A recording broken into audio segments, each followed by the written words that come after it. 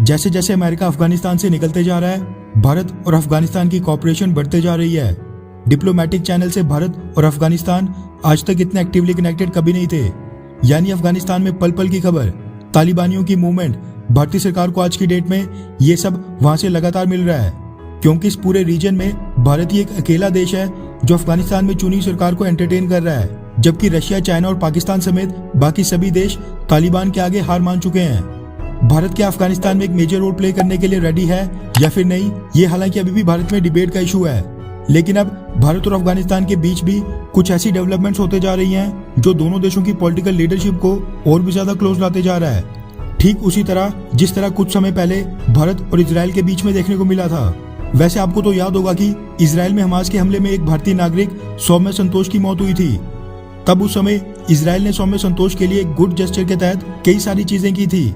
Israel के president ने personally सौम्य संतोष के पति से फोन पर बातचीत करके संवेदना प्रकट की थी। सौम्य संतोष के बेटे की पढ़ाई का खर्चा उठाने का ऐलान किया था। कई इजरायली डिप्लोमेट्स सौम्य संतोष के अंतिम संस्कार में भी गए थे। ठीक वैसा ही कुछ अब अफगानिस्तान की पॉलिटिकल लीडरशिप की तरफ से भी देखने को मिल रहा है। दानिश सिद्दीकी जो कि भारतीय पत्रकार थे, उनकी तालिबानी हमले में मौत के बारे में तो आपको पता ही होगा। किस तरह ग्राउंड रिपोर्टिंग के वक्त तालिबानियों ने सिक्योरिटी फोर्सेस के साथ साथ उनको भी मार दिया।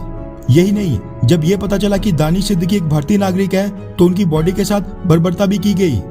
कुछ मीडिया हाउसेस क्लेम कर रहे हैं कि उनके सर के ऊपर से कई बार गाड़ियां दौड़ाकर उसको पूरी तरह कुचल दिया गया। दानिश सिद्दीकी क्योंकि एक पुलित्जर विनर पत्रकार थे जिनका काम काफी चर्चा और विवादों में भी रहा, इसलिए यह घटना काफी हाईलाइट हुई थी। वहीं अफगानिस्तान की पॉलिटिकल लीडरशिप ने भी इस घटना पर काफी शोक व्यक्त किया था। लेकिन अब खबर ये निकल कर आ रही है कि अफगानिस्तान के प्रेसिडेंट अशरफ गनी साहब ने एक कदम आगे बढ़कर दानिश सिद्दीकी की फैमिली से कांटेक्ट किया है, उनसे बात की है। जी बिल्कुल ठीक सुना आपने।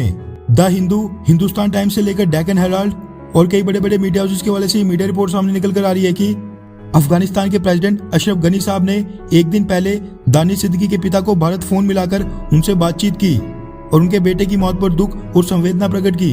प्रेसिडेंट अशरफ गनी साहब ने कहा कि दानिश सिद्दीकी की मौत जर्नलिज्म फ्रेटर्निटी के लिए एक बहुत ही बड़ा लॉस है।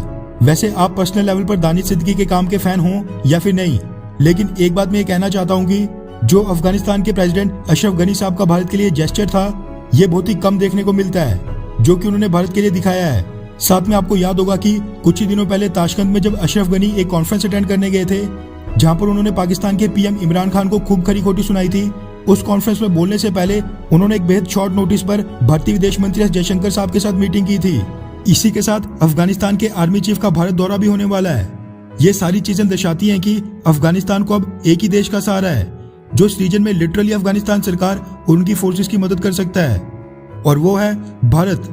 लेकिन हमारा इसमें क्या रोल होगा, इस पर भारतीय सरकार ने सारे पत्ते अभी तक नहीं खोले हैं। खैर, वैसे अफगानिस्तान के प्रेसिडेंट अशरफ गनी साहब का ये जेस्चर क्या आपको अच्छा लगा, हाँ या फिर नहीं? अच्छा सुनो, चैनल को सब्सक्राइब करो, उसके बाद घंटी बजा देना ताकि अगली वीडियो आपसे मिस ना हो पाए।